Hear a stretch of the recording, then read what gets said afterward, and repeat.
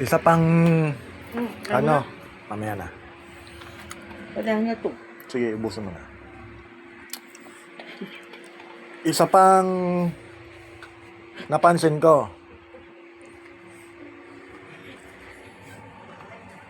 Pagdating sa battery, 'di ba, ang system kunyari, ang system 12 volts. So, ang battery, ang design ng system tumanggap ng 12 volts.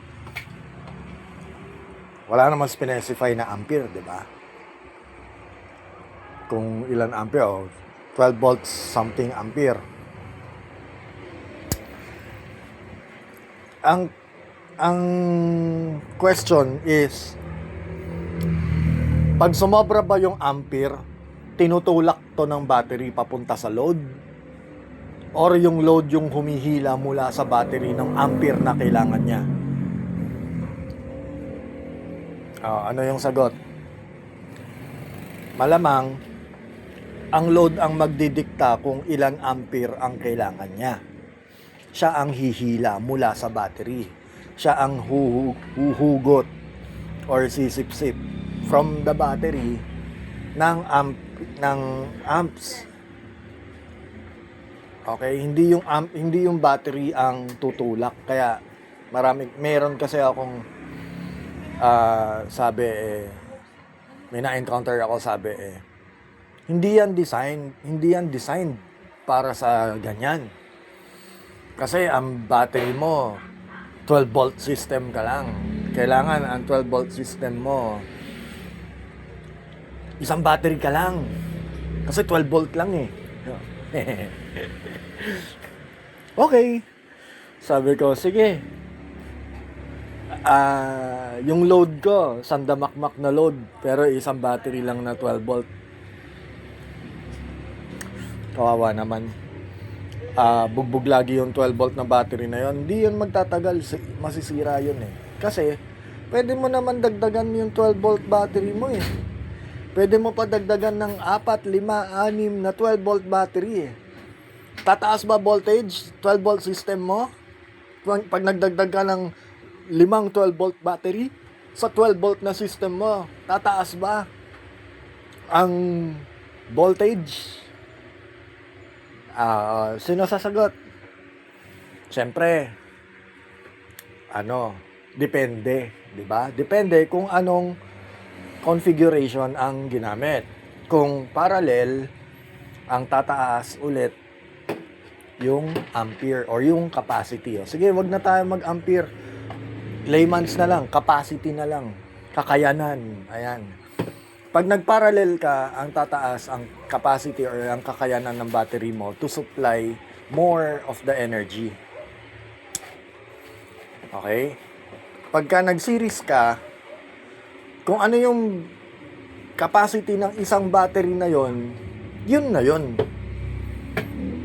Pero, pag nag-series ka, nagmumultiply yung voltage, so 12 plus 12, 24, plus 12, 48, plus 12, 50 something, ganon. So, 60, 70, ganyan.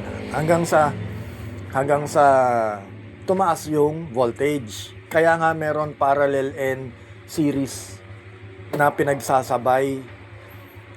Meron ako nakita, ang panel niya sa bubong, kalahati ng panel, siguro kung meron siyang 12 panel, yung 6 naka-series, yung iba pang dagdag doon sa capacity or naka-parallel. So, series parallel configuration tawag doon. Kasi sa atin, bihira kasi yung gumagawa ng ganon dahil yung mga systems naman dito, maliliit lang. Kung ang system na ginagamit nila is malaki din, yung mga 72 volts, ganon, or more, nasa 60, ganon, pwede sila mag-series parallel para kung ilang 12 volt na yon, umabot na ng 60,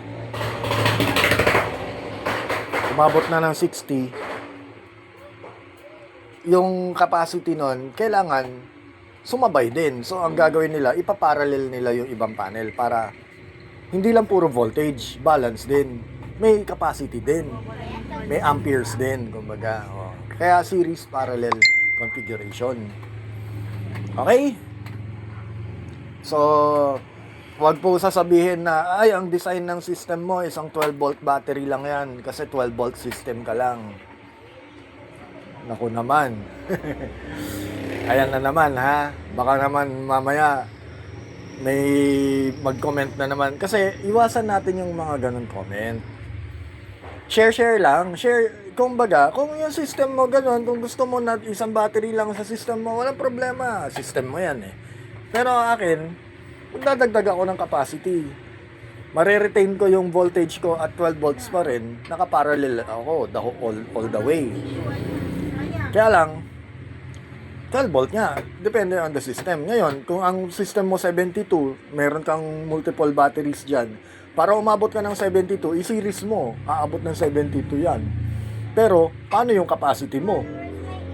Maiiwan kasi kung ano yung siniris mo dun eh. So, divide mo. Hatiin mo. Okay? So, laruin mo yung system. Anuhin mo. Anong manual ang babasahin ko para magawa ko yan? Yung kailangan magbasa ng manual dahil stated na ganito na hindi pwede na kailangan naman, 'di ba? Ano yan? Tayo we do our setups. We share our knowledge. We share our explosions kung meron man mga sumabog na. We share also our victory kung meron man nagtagumpay. Pero para maka-receive tayo pare-pareho ng mga comment na ganito na ganyan, hindi maganda yun. So, yun lang. Ano lang. Ako, I'll be open with everyone. Kung sa setup ko, kung nakita nyo sumabog, papakita ko sumabog. Kung nakita nyo na may nasira at na pinalitan ko dahil ganito ang nangyari, ipapakita ko talaga na gano'n ang nangyari. Kesa naman sa puro tayo haka-haka, puro tayo, kasi sabi ganito, sabi gano'n. Hindi. Papakita ko. I will show them that I will go off-grid for the whole house on 12 volt system lang. 3,000 watt inverter lang. Pero true rated. Hindi yung 3,000 watt inverter na biglang babagsak sa 1.5 lang ang continuous output. Hindi. Sige na nga. Tama na nga.